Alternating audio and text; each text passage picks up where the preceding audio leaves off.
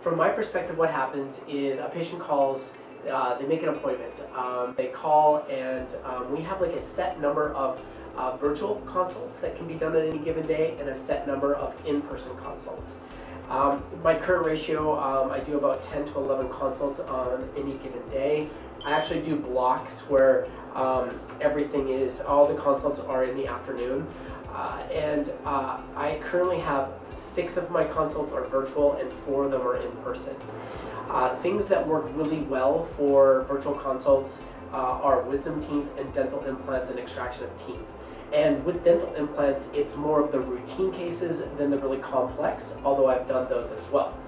Whenever I do a virtual consult, I always use a Sharpie on the paperwork so that when I come back later, I have a visual cue that I know that that was a virtual consult, and that I need to make sure that if I didn't have the x-ray on that day, I can go through and just highlight if there's any changes based on an up-to-date x-ray.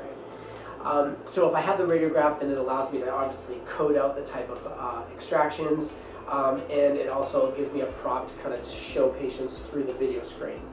If I do not, then the first thing I ask for wisdom teeth is, can you feel the tooth poking through the gums or can you not?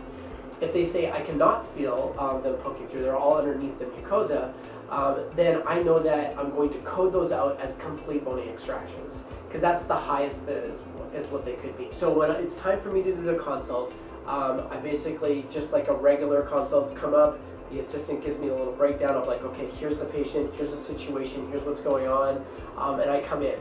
And then I sit down in front of the video screen and we talk. At that point, they've already filled out their health history online, their medications were filled out at home, their surgical history, they've signed their HIPAA policy, the financial policy, they've watched the informed consent videos, and the app automates all of that prior to the appointment. So then I go through it and I just do my regular consult. I talk about risks versus benefits, talk about the surgical procedure, about the anesthesia if appropriate, and if it's dental implants, talk about whatever it is I want to talk about in a normal consult. At the end of my normal chit-chat with the patient, I then turn it over to the surgical assistant, and the surgical assistant essentially does the same thing that they normally do. They're just talking to the video screen to the patient through the video.